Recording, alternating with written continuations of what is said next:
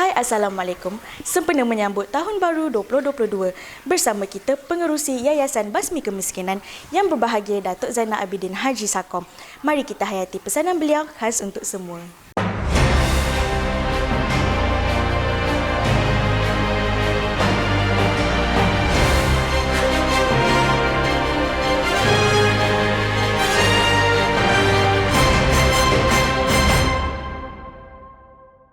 Bismillahirrahmanirrahim. Assalamualaikum warahmatullahi wabarakatuh. Alhamdulillah, puji syukur kehadirat Allah Subhanahu wa taala. Salawat dan salam ke atas junjungan besar kita Nabi Muhammad sallallahu alaihi wasallam yang membawa umur untuk menjadi khalifah di muka bumi selepas dia meninggal. Kita pula sebagai umat Islam terutamanya menjadi wakil ataupun menjadi pengganti kepada Rasulullah dalam hal ehwal yang berkaitan dengan mengurus ataupun menjadi khalifah di muka bumi yang mulia ini. Tahun 2021 dengan berbagai ujian pandemik, orang hilang kerja, pandemik, orang terpaksa dikurung, pandemik juga menjadi isu yang bukannya isu negara tetapi isu dunia. Dan negara, kerajaan runtuh kerana pandemik, seperti juga beribu orang meninggal dunia kerana pandemik. Dekat 3 juta orang positif dengan COVID di tanah air kita yang tercinta. Dan pada bulan 12 yang akhir ni pula, kita dikejutkan dengan banjir besar. Bagai-bagai ada yang menyebutkan ianya bencana, ada yang menyebutkan dia bala dari Allah Subhanahu wa taala. Tetapi bagi umat Islam, kita kena redha apa saja yang telah dikemukakan oleh Allah kepada kita, kita hambanya. Sebagai khalifah, kita kena keluar daripada kemelut-kemelut ujian. Sebab bala itu dalam bahasa Melayunya ujian. Bala itu bukan artinya bencana. Kita tolak bala, artinya kita tolak, minta Allah jauhkan kita dari ujian. Walanabluwannakum bisyai'in. Artinya bala itu ialah, artinya dalam bahasa Melayu ialah ujian. Jangan silap. Jangan silap kita kata bala itu artinya ialah bala Allah tu artinya macam azab Allah. Tidak, bukan azab, dia hanya ujian.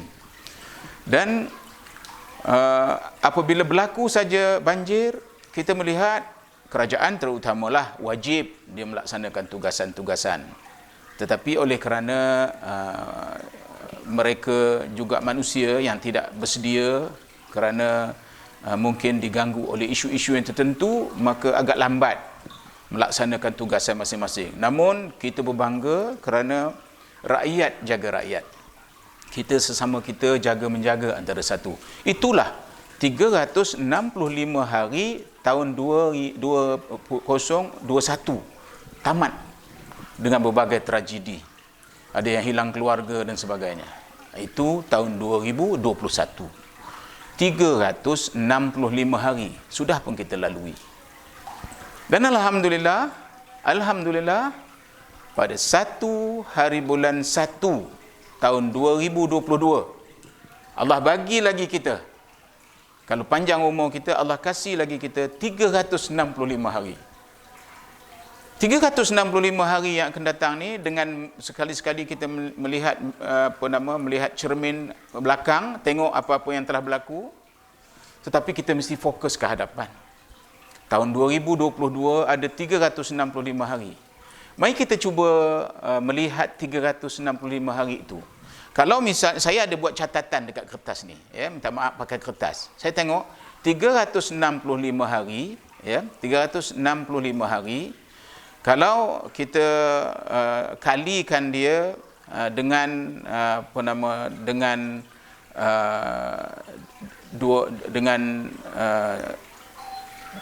24 jam, dengan 24 jam kita dapat jamnya 365 hari itulah 8,760 jam Allah bagi kita tahun 2022, ya.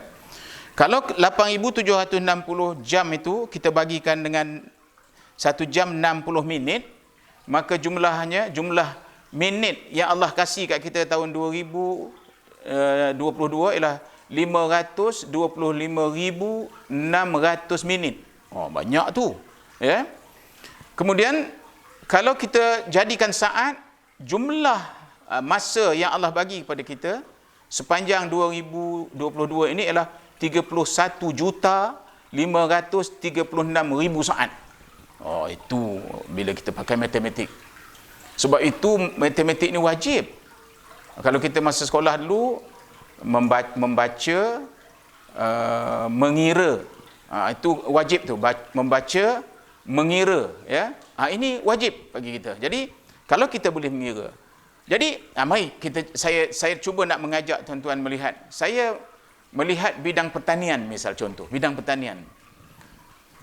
Kalau kita tengok pertanian itu, hari ke-14 masukkan anak benih itu ke dalam polybag.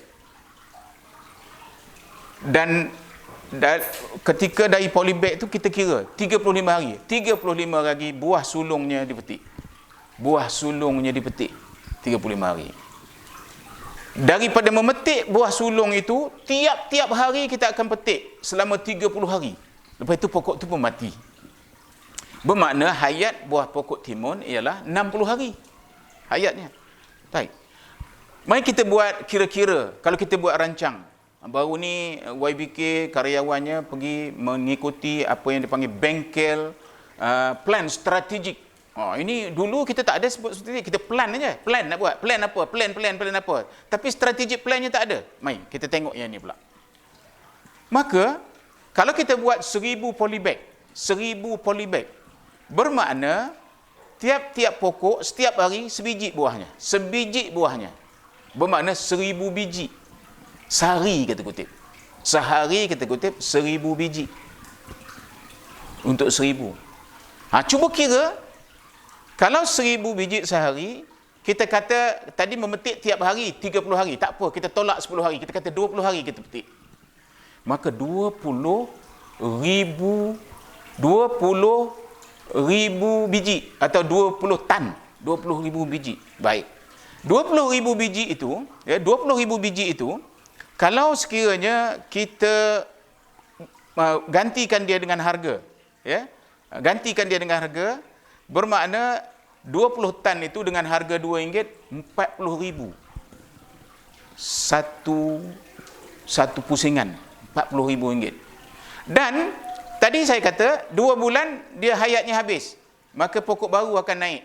Bermakna setahun kita boleh buat pusingan timun ni 6 kali. 6 kali 4, 240,000 setahun.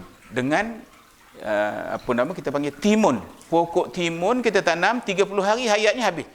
Apa tujuan saya menyakap ni? Bermakna Allah menyiapkan hari, Allah menyiapkan pokok-pokok. Kalau pokok bunga ini jangan ceritalah bila dah jadi macam ini, entah berapa ratus satu pokok. Kalau pokok ini berapa pula harga sepokok. Kira saja berapa hari kita simpan dan dia pun terjual. Busuk kan? Ini tak pernah busuk. Contoh aja. Jadi, kalau ada sesuatu yang kita rasa, kenapa kita jadi miskin? Ini yang penting. Kenapa kita jadi miskin? Kita tak boleh menyalahkan sesiapa. Kerana yang Allah bagi itu ialah masa. Yang Allah bagi itu ialah bumi. Yang Allah bagi itu weather.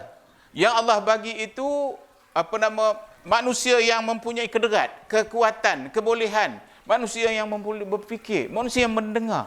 Itu asas yang Allah bagi kepada missionary kita. Tetapi Allah bagi masa, kesempatan. Dan masa ini tak pernah diambil hirau oleh kita. Wal asri innal insana lafi khusr. Demi masa Allah bersumpah. Allah buat masa. Lepas itu dia bersumpah demi masa. Semua orang rugi. Kecuali orang yang buat amal soleh. Amal. Inilah amal tu, nanam timun amal, nanam terung amal, nanam cili amal, nanam durian amal, nanam kelapa amal. Amal itu apabila diniatkan untuk menyiapkan makanan bagi manusia, semua hamba Allah di muka bumi, dia jadi amal. Amal pertama, kita dapat pendapatan. Amal kedua, kita memenuhi apa yang Allah tadi mula-mula cakap, jadi khalifah. Jadi, mari kita mengubah persepsi. Mari kita jangan menyalahkan sesiapa, nyalahkan kerajaan, nyalahkan itu, nyalahkan ini. Yang penting kita, Allah dah bagi infrastruktur kita. Bagi seorang manusia, akal, telinga dengar, mata dapat melihat, kudrat ada, tangan dua, kaki dua. Ya Allahu Akbar. Allahu Akbar, Allahu Akbar, apa Allah Maha Besar. Maka oleh kerana itu, saya nak mengucapkan selamat, menjejakkan, melangkahkan kaki ke tahun 2022. Dengan bukan saja azam, tetapi dengan perancangan plan strategik. Apa yang harus aku capai pada bulan pertama, bulan kedua, bulan ketiga. Kalau ikut timun saja, saya contoh tadi. Saya bercerita timun tadi bukan cerita semata-mata, saya nak bercerita bagaimana dia menjadi pendapatan. Allah siapkan weather, free. Allah siapkan hujan, free. Allah siapkan tanah, free. Semuanya free. Yang penting kita, tenaga kita, dengan modal sedikit. Maka kepada semua karyawan Yayasan Basmi Kemiskinan, gunakan masa ini setiap saat menjadi, apa yang kita sebutkan, menjadi tasbih kita. Tasbih itu maksudnya, dia tu, kalau kita pegang tasbih subhanallah, subhanallah, subhanallah, dapat 1000. Tapi kalau tasbih ini kita tanamkan pokok, dia bukan dapat 1000.